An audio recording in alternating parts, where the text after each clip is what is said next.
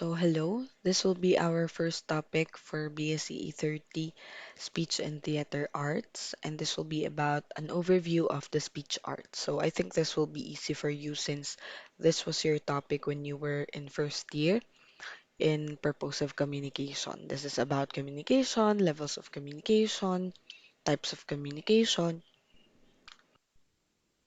elements of communication, mga ganon yan. Here I'll be reading the set of the learning outcomes. First is to discuss the concepts in communication. Second is to understand the communication process. And third is to express the relevance of communication in real life situation.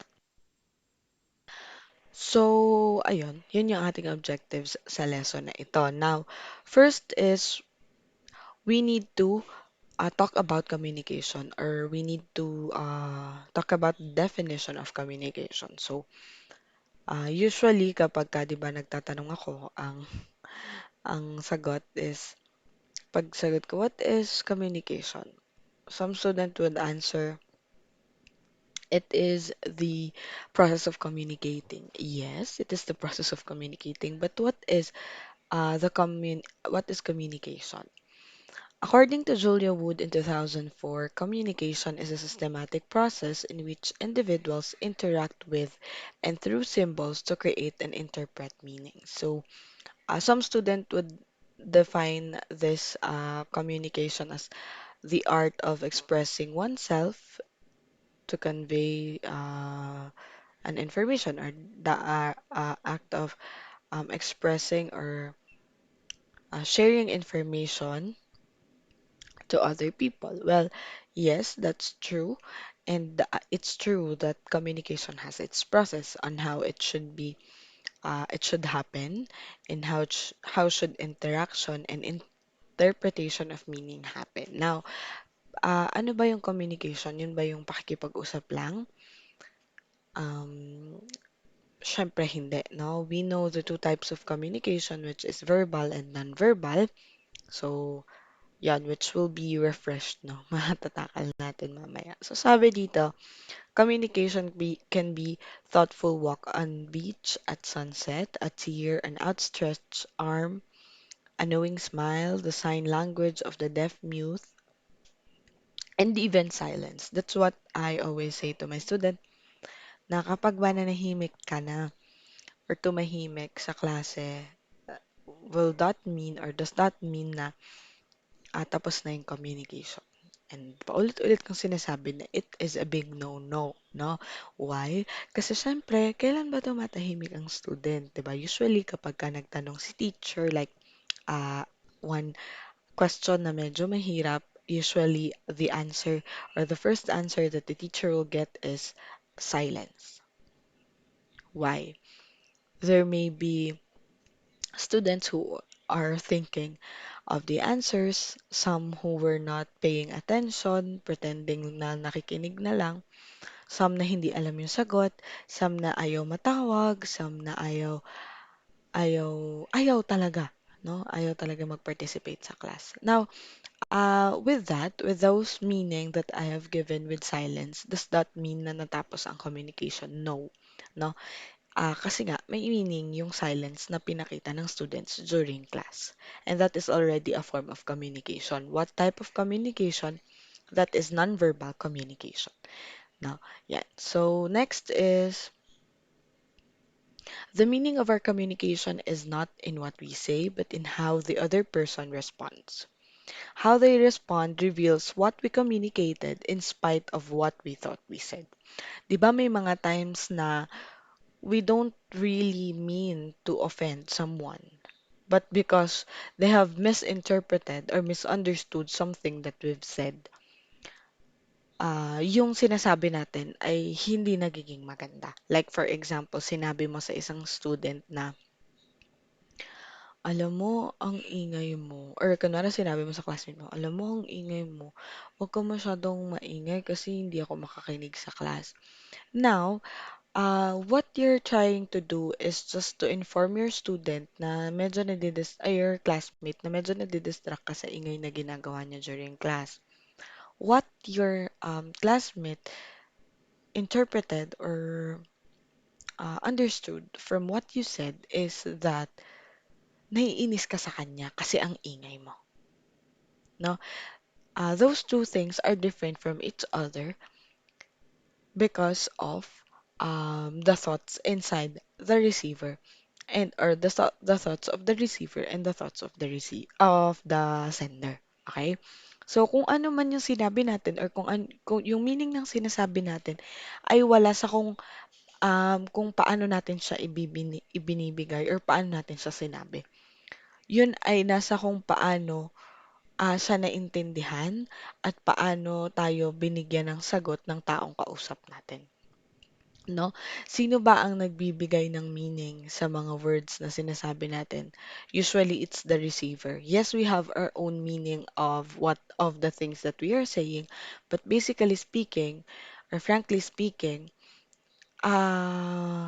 hindi palaging tama or hindi palaging nagigets ng receiver yung gusto nating sabihin in a way na minimin natin. They always give different meaning on what we're trying to say. Diba? Yan. Communication implies a sender, a channel, a message, receiver, relationship between sender and receiver, a context in which communication occurs, and a range of things to which messages refer. Sometimes, but not always, there is an intention or purpose to communicate or to receive. So, ayan. So, hindi daw palaging may dahilan kung bakit nakikipag-usap, but I believe there is, no? We communicate for a purpose. Mang-inis, mang-asar, magpapansin, mga musta, to gain information, ano pa, to share information, ayan. So now let's move on to the levels of communication. Dito sa last paragraph, natakal yung elements of the communication process. Now, dadaanan natin siya mamaya. Now we have the levels of communication. First is intrapersonal. This is when you talk to yourself. Like for example, pagharap mo sa salamin, ang ganda ko. Grabe, ang ganda ko talaga. Ang gwapo-gwapo ko. Wala akong masabi. Grabe, self. Ang ganda mo. Galingan mo today, ha. Alam mo yan? Yan. Yung kinakausap mo yung sarili mo na huwag kang iiyak, kalakasan mo yung loob mo, kahit anong mangyari, tatagan mo yung loob mo. Something like that. Interpersonal naman is when two people were talking to each other. Like, for example, you and your friend, you and your brother, your sister, or your sister, basta dalawa lang kayo. Ayan. And then the group communication. This involves 3 to 6 people na nag-uusap. Pero in our case ngayon, meron tayong group message, 'di ba? Which gives way sa group communication kasi nga hindi tayo pwedeng makapag face-to-face interaction because of the pandemic. It is minimized, no? So yun, basta it involves a 3 to 6 person, excuse me, or basta hindi siya masyadong madami to the point na ikaw na lang yung nagsasalita, no? Basta it involves people, 3 or more people na nag interact with each other. That is group communication. Now we have the public communication. Eto naman, there is an individual who delivers the message in front of a group of people. What is the difference of group communication between public communication? When we say group communication, there is an exchanging of information. Nagpapalitan kayo ng thoughts, nagpapalitan kayo ng idea, and all. Okay? Hindi lang isa ang nagsasalita. For public communication, all you have to do is just to listen. Your goal is to gain information from the speaker who is talking and not to share your own idea. Okay? Pag public communication, isa lang yung nagsasalita, all you have to do is just to listen and get the information given to you. You are the receiver, the speaker will just speak whatever he or she wants to say. Example of public communication is SONA. Okay? For group communication, example is brainstorming, kapag ka meron kayong group activity, ano pa ba? Yung pag-uusap nyo sa GC, anong assignment whatsoever. Yan. So, I hope that's clear. Now, let's move on to the types of communication. Now, we have the verbal and the non-verbal. What is verbal? So, this provides immediate feedback and it involves the use of words, no? Speaking. Primarily speaking, signs and signals. Like for example, mga signs sa kalsada, ano pa ba, pakikipag-usap, um, it involves communications, basta it maintains your interpersonal relationship, it develop relationship, and provides immediate feedback. Ulit. Yan, for example, um, how are you? Then syempre sasagot, I'm fine, how about you? That's verbal communication, right? Also, when we see signals sa kalsada, nakalagay no right turn, no left turn. So, syempre, your feedback is hindi ka mag left turn, hindi ka mag right turn kasi nga bawal.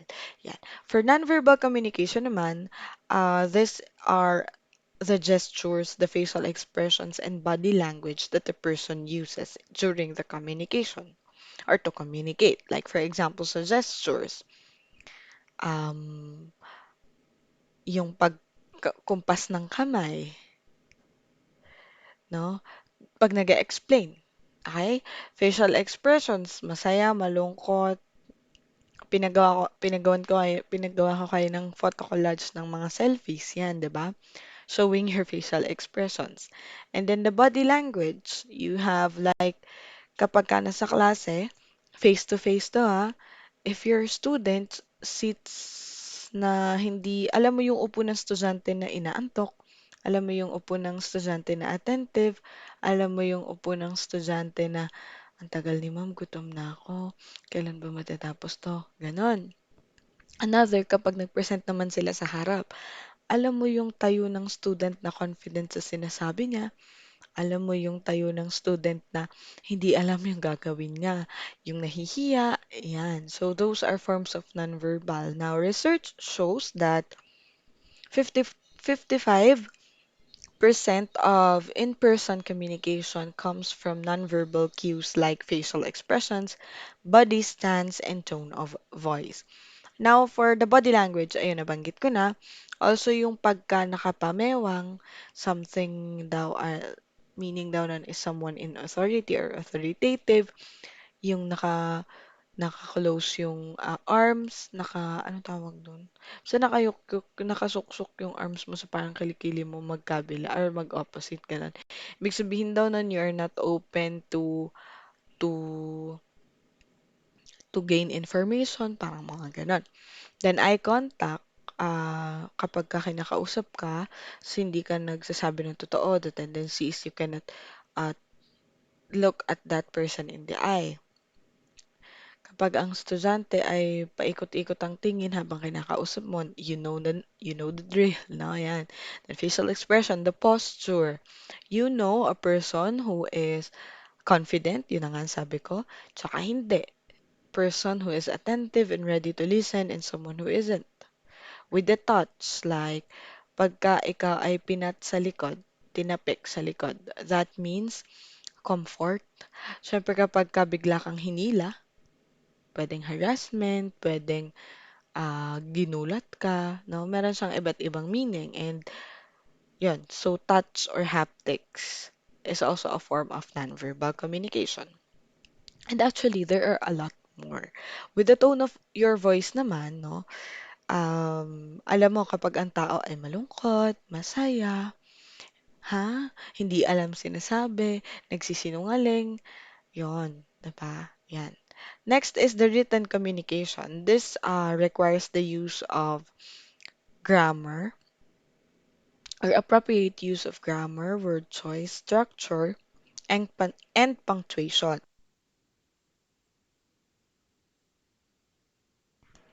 Masasabi mo na effective ang written communication kapag ka meron siyang proper um, proper punctuation mark and structure and word choice. Okay? Bakit? Kasi po naiintindihan ng reader or naiintindihan ng ng tao kung ano yung sinasabi mo. Well, written communication is under the verbal communication because it involves words. It involves the use of words, okay? So, example nito, memo, proposals, emails, letters, manuals, and operating policies. Okay, now we have this elements of communication. Now, I've mentioned this a while ago. We have the sender, the sender, message, channel, receiver, feedback, and noise. Now, encoding happens when the sender uh, turn his or her thoughts into words or phrases or into communication. Sender is the deliverer of the message. Message, this is the most important and essential part of the communication process because without this, there will be no communication, okay? Then channel, this is something that you use to disseminate or to give the message, okay? Receiver, the one who interprets or receives the message, he or she provides the feedback based on the information given to him or to her.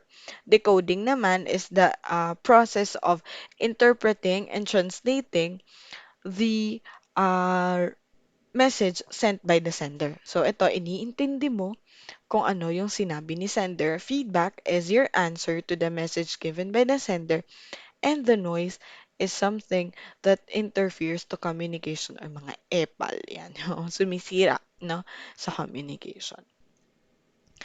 Now, let's have the different types of noises. I've tackled this in your purpose of communication, so let's just provide a short review. For external noises, this is anything in your environment, no? Like, for example, madilim, mainit, mga aso, manok. This is very common nowadays, no? During online classes, yung maingay na paligid, nabili, nanay mo na inuutusan ka habang may klase. Those are types of noise, external noises. For internal noises, we have the thoughts and the feelings that you have that intervenes the communication process. For example, you are hungry. You are stressed, you are sad, bigla ka napatulala, nag-imagine ka, ano yung gagawin ko mamaya? Those are internal noises. Nagdi-discuss yung teacher mo, in the middle of the discussion, bigla ka napatulala at napaisip, internal noise. Now you are not able to get the information given by your teacher because you were daydreaming during her class. Maybe you're hungry, or maybe you're sad, ganon. Or excited, pwede din. Semantic noises, these are the unintended meaning that is or that aroused by certain symbols. Examples nito ay homonyms, no? Or homophones. Ang homonyms, these are the words with same spelling or pronunciation but different meaning, and homophones, same pronunciation but different meanings. An example ng semantic noises. For example, leave. Leave. We have two, these are homophones, no? Live and leave. If someone who is going through something, sinabihan mo ng leave, aalis yan. Kahit ang ibig mo sabihin ay buhayin mo yung sarili mo, no? Wake up, leave, enjoy your life. No, yan. Semantic noises. There was a misinterpret or misinterpret yung sinabi mo. Next is the context. This is the setting in which the communication takes place. Saan nangyari or ano yung nangyayari. Yan. Physical context, where did the communication happen? Lugar, mainit ba? Maingay? Parang sa isang maingay na kalsada, something like that. Social context, what is your relationship with with the person you're talking to? Excuse me. Kaibigan mo, nanay mo, kaklase mo. Historical context is the background provided by the previous communication that influences understanding of the current encounter. For example, um,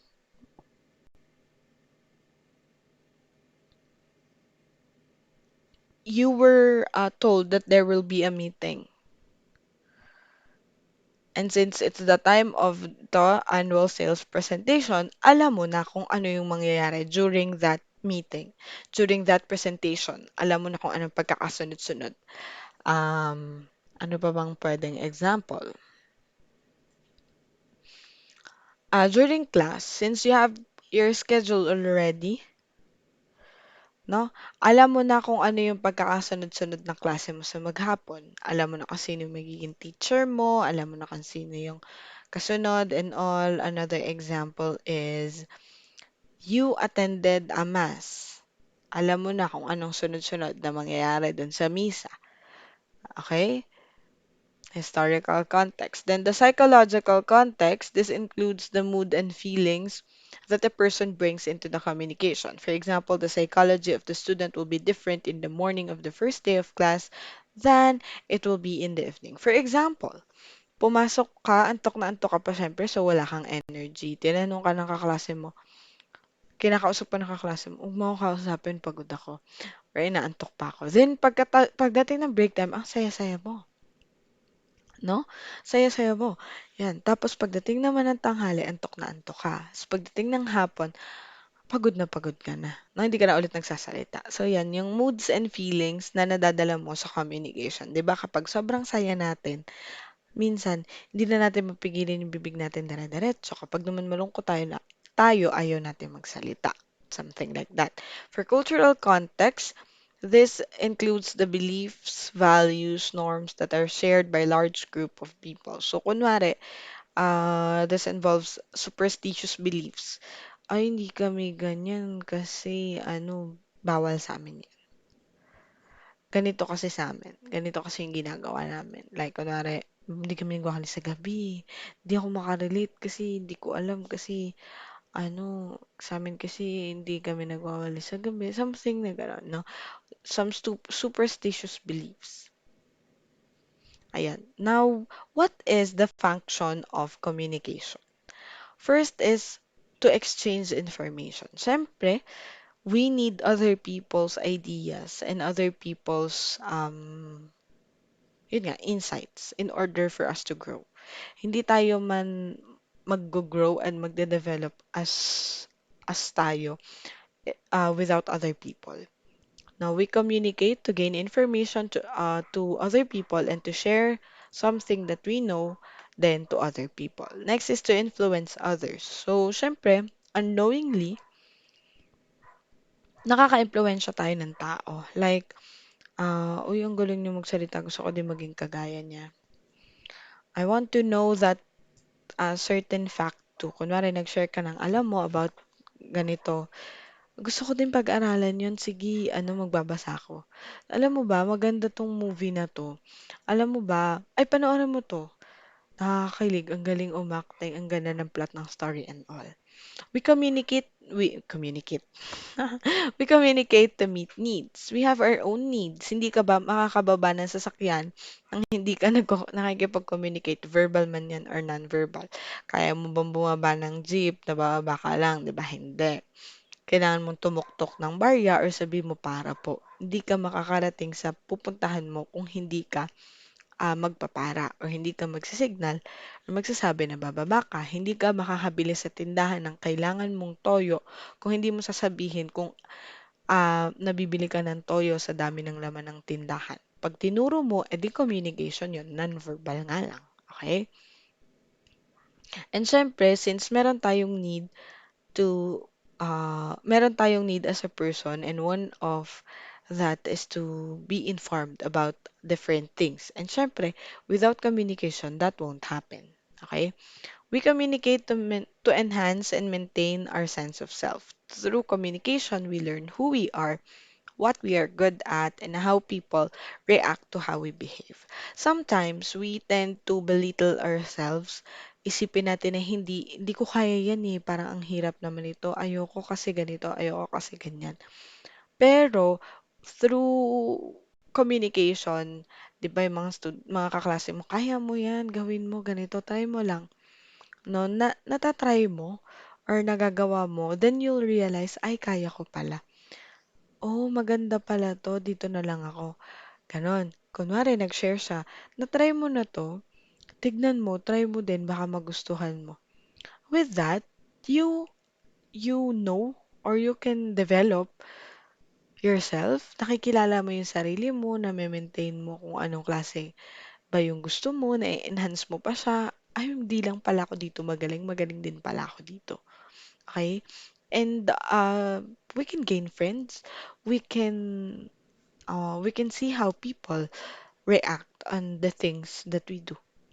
Natutuwa ba sila? Siyempre, may mga naiinggit din, ganyan. We communicate to fulfill social obligation. From the word social, no? We are human beings. No man is an island. You are not born na manahimik lang maghapon mapanisan ng laway. No. We are born to interact with people around us. Kilala man natin or hindi, obligasyon natin na makipag-interact sa tao. Okay? And we communicate to develop relationship. Siyempre, when we develop relationship, we strengthen it. Hindi naman magiging matatag ang isang relasyon kung walang komunikasyon. Okay? Hindi kayo magtatagal kung hindi kayo nag-uusap. And through your communication or through communicating, nakikilala mo yung kaibigan mo, nakikilala mo pa yung isang tao. With that, na-realize mo na, ay, gusto ko pa siyang maging friend. Then, tumitibay yung friendship, yung relationship na meron kayo. Okay? Nagde-develop siya. Next, common misconception of communication. First, communication can solve all our problems. The art of communication with others do not carry any guarantee.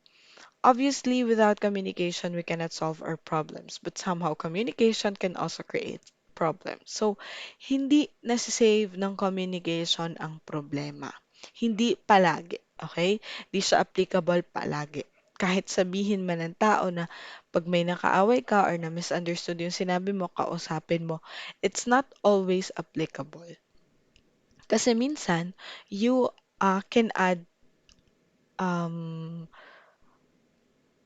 na parang lalong mas lumalala lang yung problema kapag ka nakikipag or nagko-communicate kayo, no? Dahil kunwari may mga marites, dinadagdagan yung information. Meron namang marites na hindi nagsasabi ng totoo, pinalabas lang. With that, problems were developed, 'di ba? So, hindi po na-solve ng communication ang lahat. Hindi porke sinabing hindi kami okay, kailangan naming mag-usap. Yes, you need to, but do not expect, excuse me, na kaya niyang isolve yung problem. It can, yes, but not always. There is no guarantee na after you talk, after you communicate, there is a solution. If that's the case na communication ay makakasolve ng lahat ng problema, edi napakadali ng buhay, 'di ba? Napakadali para sa atin na makipag-communicate na lang tapos okay, tapos na yung problema, kausapin ko lang siya, wala na akong problema. Pero that is not how our life goes. That is not how it goes, no? Hindi ganun kadali ang buhay. The more we communicate, the better. Most of us assume that the more we communicate, the better we will be.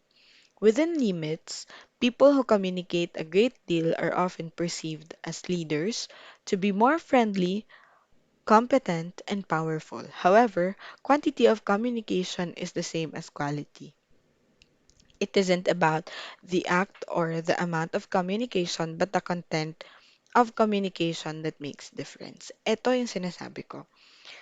Pag sinasabi kasi nila, the more we communicate, the better. No, it's not how often you talk, how often you deliver the message, alam mo yun, hindi sa kung sa palagi kang nakikipag-usap, hindi siya sa kung paano mo paano ka nagiging mas friendly, paano ka mas nakaka-develop ng relationship. No, it's the quality of what you're saying. It's not the quantity. Okay? It's the content that is important. It's um the validity of what you're saying, no?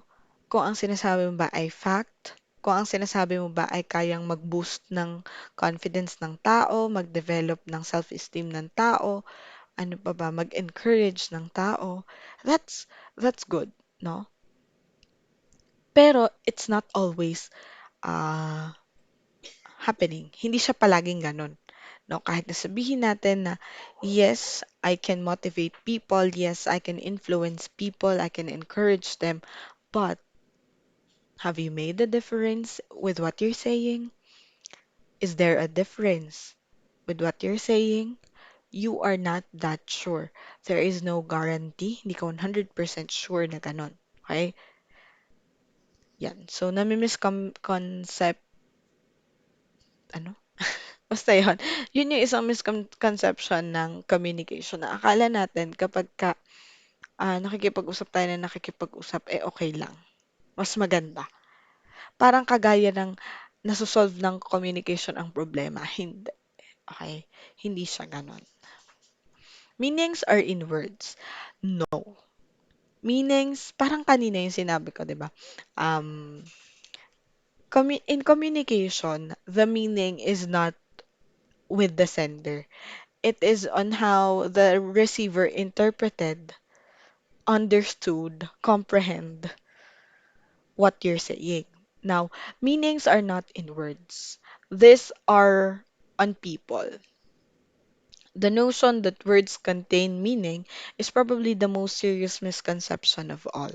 Words only have meaning when we give them meaning. No two people share the same meaning for all words. Ganito. Kunwari, merong dalawang tao nag-uusap.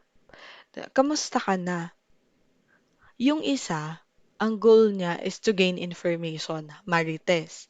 The other person, ang ibig sabihin ng kamusta niya is para kamustahin ka talaga, 'di ba? So yun, dun pa lang. Hindi na siya hindi na hindi na sa words ang meaning ng sinasabi natin. 'Di ba usually anong ginagamit or ano yung gamit ng kamusta ka na? Kamustahin, para kamustahin, i-check yung tao. Pero dun sa senaryong yun, hindi siya applicable. Kasi merong isa na iba yung meaning ng kamusta ka na doon sa sinasabi ng isa. Okay? Like for example, nagsabi ka ng I love you. Ang meaning mo is as a friend and dahil crush ka niya, na-misinterpret niya, ay gusto niya din ako. Baka ligawan niya ako kasi sinabihan niya ako ng I love you. That's not the deal. Okay? The meaning of what we're saying is not on how we want to tell it to other person. It is how they understood what we are trying to tell. Okay?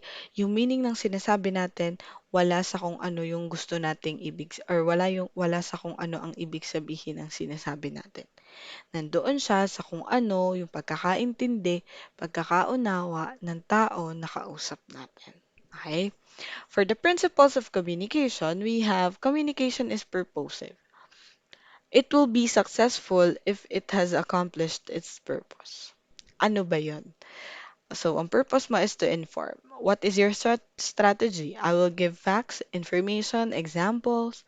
Now, my purpose is to entertain. I will make them happy. I will give jokes. I will um, thank everyone.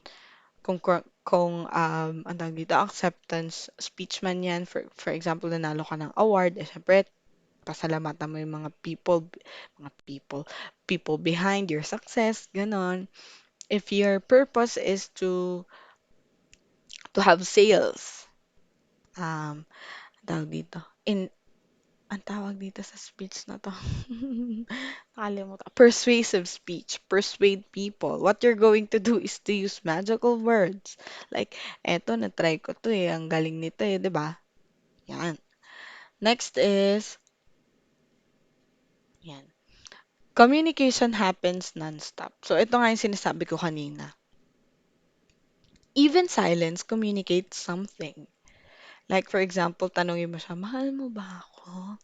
Di siya sumagot. Okay, alam ko na yung sagot. Huwag ka na sumagot. Di ba ganon? Yan.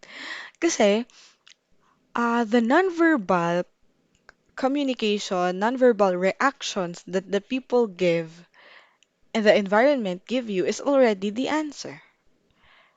Matatapos lang ang communication kapag namatay na tayo. Yan.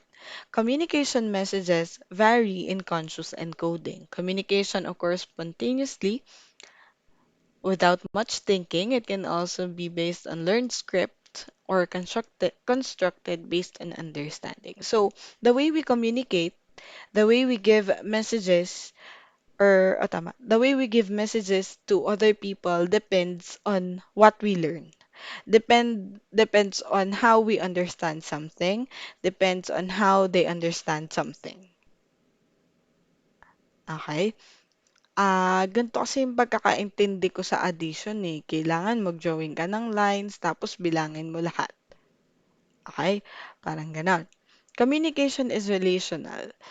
It develops, maintain, enhance, and dissolve relationship. Okay? The way we communicate with other people build relationship. The sad part is communication does not just build and maintain it. Now, in maintain relationship, it also dissolves relationship. Dahil nga, kunwari, dahil hindi nga kayo masyadong nagkaintindihan, there was no successful communication, nawala yung relationship na meron kayo. That is a problem.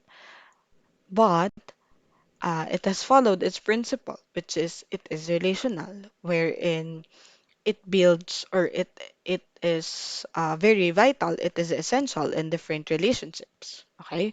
So nakilala mo siya, pina-strengthen nyo yung friendship nyo, usap kayo everyday, you get to know each other more, and then at the end of the day, nag-away kayo, goodbye relationship. Yan. Communication has ethical implication. So in communicating, we must recognize some ethical standards such as trust, good behavior, fairness, and or kindness in others. So eto, usual, ay dapat meron tayo yung mga marites. Ano pa ba? Marites? Ano pa ba yun? Kalimutan ko. Mosang, chismosa, yan, yan. So, they should have these ethical standards to just say what is true, no? Kung ano lang yung tama, maging fair. Kung merong magkaaway at nandun ka sa gitna, maging fair ka. Speak words of kindness. Speak honestly. This is to maintain trust, no, sa mga tao. Siyempre, you should be careful with your words or with what you're trying to say. Kasi, kung hindi mo iingatan or hindi ka mag-iingat sa kung paano mo sinasabi ang bagay-bagay, maaari ka makasakit, no? Kasi hindi natin alam or wala namang nakakaalam, no, ng pinagdadaanan ng isang tao. What if that certain person is going through something, tapos sinabihan mo pa siya ng negative? Tinake niya as negative, syempre yun, kasi may pinagdadaanan siya eh. Tapos bigla siya nagpakamatay. So, you are somehow responsible. Kasi, may sinabi ka sa kanya. Na-offend siya. So, doon, you should apply the ethical implications that is needed in communication. You should, as much as possible, no, speak with kindness. So, hindi siya madali, actually, lalo na kapag galit ka. Pero as much as possible, you should make it to a point to speak kindly with, ano ba, siyempre with manners, no? And express your self in a way na hindi offending to other people. Communication is learned. Communication is a skill. Therefore, it can be learned. This could be acquired through listening, writing, talking, reading, and practice. So, ang communication, natututunan siya. Nade-develop siya, na-enhance siya. Paano, ma'am? Listen, makinig, magbasa, magsalita ng magsalita, and that way napapractice kung ano yung ah, gusto mong sabihin. Yan. So, communication kasi or the way we communicate with other people does not just happen like that. 'Di ba nga kapag ka masama yung ugali mo, mean ka, you should learn to talk in a nice way. Lalo na kunwari, doktor ka, tas bitsesa ka, mean ka, you should learn how to talk in a nice way. Kasi mawawalan ka ng pasyente, mawawalan ka ng income kapag hindi ganun yung ginawa mo. Okay? Yan. So, with that, that's all, no, for this day. Now, for week two, that will just be for week two, and that is about the overview of the Speech Act. So, I hope that there is a refresher, kahit papaano na-refresh ang ating mga jutak, no? Um, Tungkol doon sa napag-aralan sa purposive communication. Ayun lang naman. I hope you have learned something today. Thank you for watching. Thank you for listening. God bless and keep safe.